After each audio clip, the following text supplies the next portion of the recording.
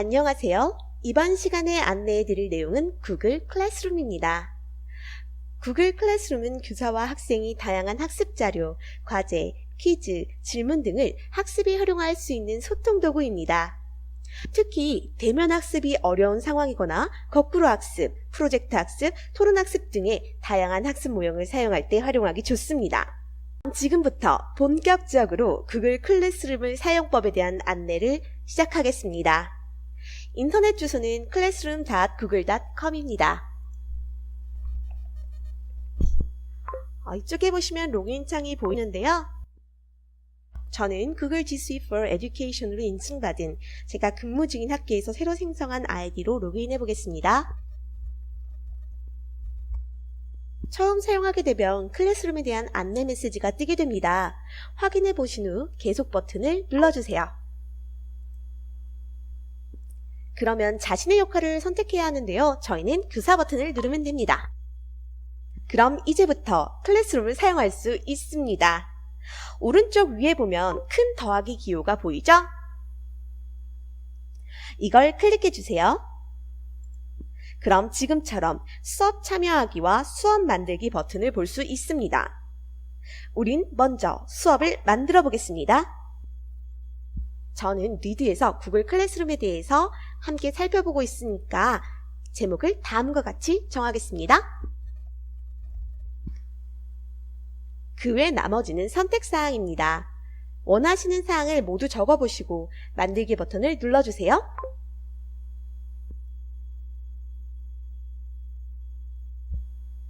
큰 화면 가운데에는 학생들이 수업을 참여할 수 있도록 수업 코드를 제시할 수 있게 나와 있습니다. 오른쪽 아래를 보면 테마 선택이 보이는데요. 구글에서 기본적으로 제시한 홈 배경화면이 사용 가능합니다.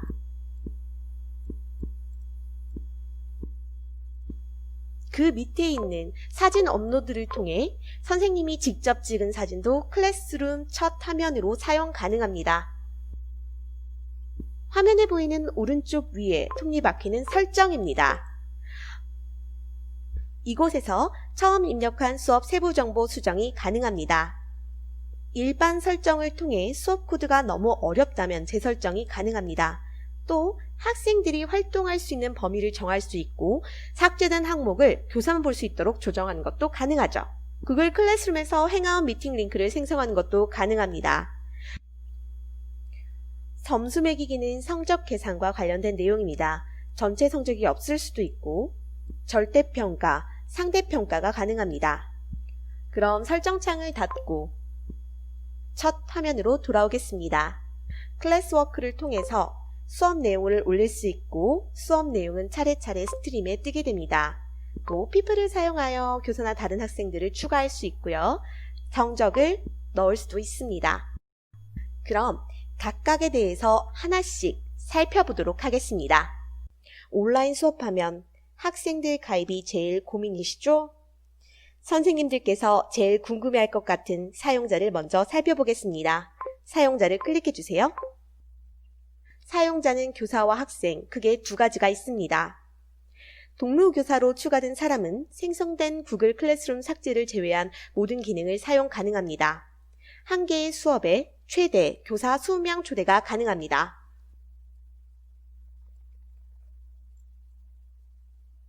학생의 경우 G Suite를 통해 생성된 학생의 메일로 학생을 바로 초대하거나 학생들에게 수업 코드를 제시해서 학생이 들어오게 하는 방법이 있습니다.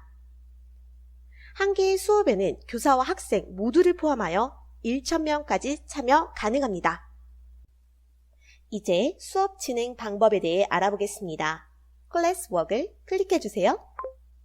첫 화면에 Create 버튼 보이시죠? 열어보면 각각 과제, 퀴즈 과제, 질문, 자료, 게시물 재사용, 주제가 보입니다. 수업을 진행할 때 매차시 구글 클래스룸을 개설하고 아이들을 가입시키는 것은 힘들겠죠. 그걸 막기 위해서는 자료를 깔끔하게 정리해서 제시하는 것이 필요할 텐데요. 그걸 위해 이 주제가 꼭 필요합니다. 수업을 진행하려는 날짜나 주제로 묶어서 학생들에게 제시할 수 있습니다. 컴퓨터 폴더를 만드는 것처럼 주제를 개설한 후 그 안에 넣고 싶은 내용을 넣으면 됩니다. 저는 오늘 수업의 내용으로 주제를 생성해 보겠습니다. 게시물 재사용의 경우 다른 학급에 올렸던 내용을 끌어와 사용이 가능합니다. 제가 1반에서 사용한 자료를 2반에서 다시 작성하지 않고 그대로 올릴 수 있는 거죠.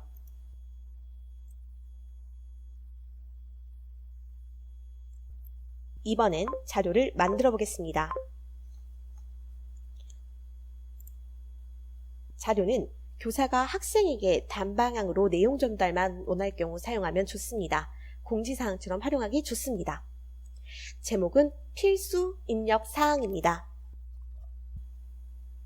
밑에 클립 모양의 추가 버튼 보이시죠? 클릭해 보겠습니다.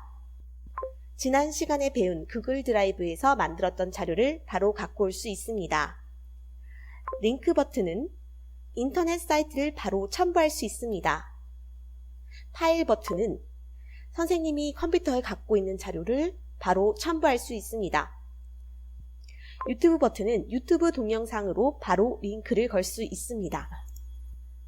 바로 옆에 있는 Create 버튼을 누르면 구글 드라이브의 문서들을 바로 만들 수 있습니다. 오른쪽 위를 보면 학급을 정할 수도 있고 하나의 학급에만 올릴 경우에는 일부 학생들을 선택해서 게시할 수도 있습니다. 또한 토픽 없이 혹은 새로운 토픽을 만들거나 기존의 토픽을 활용하여 올릴 수도 있습니다.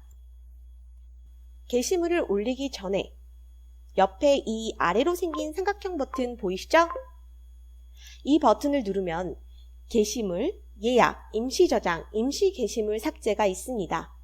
이 예약 버튼의 경우 자료 게시 날짜와 시간을 정할 수 있기 때문에 수업 전 미리 자료를 만들어 놓고 올리기 매우 좋습니다. 그 다음은 질문입니다. 질문도 제목은 필수사항입니다. 질문의 경우 학생들의 답변을 단답형으로 할 것인지 객관식으로 할 것인지 선택이 가능합니다. 단답형의 경우 아이들이 직접 적으면 되지만 객관식의 경우 선생님께서 각각의 옵션을 다음과 같이 만들 수 있습니다. 질문은 점수를 설정할 수 있습니다. 그럼 이번엔 과제를 만들어 보겠습니다. 과제의 경우 선생님들께서 제일 많이 사용하실 내용입니다. 과제에서는 자료를 추가해보면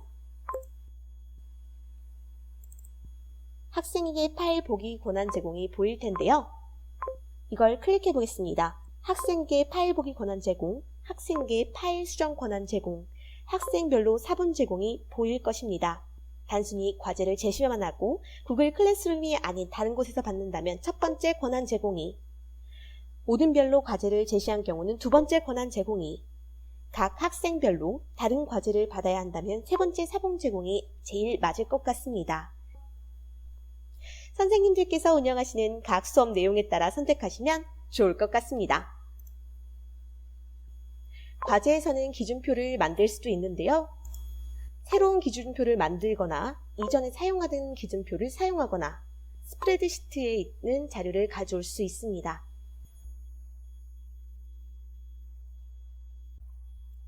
퀴즈 과제에 대해서 살펴보겠습니다. 퀴즈 과제의 경우 구글 설문지를 이용한 과제입니다. 밑에 빈 퀴즈 양식을 사용해서 만들어도 되고요. 구글 드라이브에서 기존에 만들어 놓은 퀴즈를 가져올 수도 있습니다.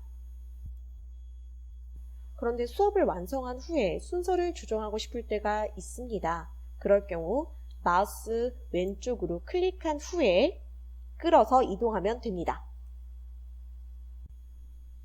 다음으로 성적에 대해서 말씀드리겠습니다. 성적으로 들어가 볼게요. 성적에 들어가 보면 가입되어 있는 각 학생들, 그리고 각각의 과제, 그리고 각 과제별 기한을 확인할 수 있습니다. 학생들은 성과 이름, 각각의 방식으로 볼 수 있습니다. 각각의 과제에 대해서 자세한 내용도 확인 가능합니다. 과제 중에 하나로 들어가 볼게요. 지금 보이는 것처럼 학생을 답변으로 정렬, 성으로 정렬, 이름으로 정렬, 상태로 정렬이 가능합니다. 과제 유형에 따라 선생님들께서 편한 방식으로 학생들을 정렬한 후 채점하시면 편합니다. 학생의 답변을 확인하고 이 아래에 학생 개인별로 볼 수 있는 비밀 답변도 가능합니다. 또 이렇게 학생별로 점수를 입력할 수도 있습니다. 스트림은 SNS의 내용처럼 가장 최신 글 순서대로 뜨는 것입니다. 스트림의 순서도 조정이 가능하지만 맨 위로 끌어오는 기능만 가능합니다. 글의 점 3개 부분을 누르면 다음과 같이 맨 위로 이동을 볼 수 있습니다. 지금까지 선생님들과 함께 정말 간단하게 구글 클래스룸에 대해 살펴보았습니다. 구글 클래스룸은 사용하면 할수록 익숙해지면 익숙해질수록 선생님들과 학생들이 무궁무진한 방법으로 활용할 수 있습니다. 그럼 지금 리드 구글 클래스룸에서 수업에 참여해 보십시오. 그렇다면 선생님들께서 훨씬 더 다양한 체험을 할 수 있을 것입니다. 지금까지 시청해 주셔서 감사합니다.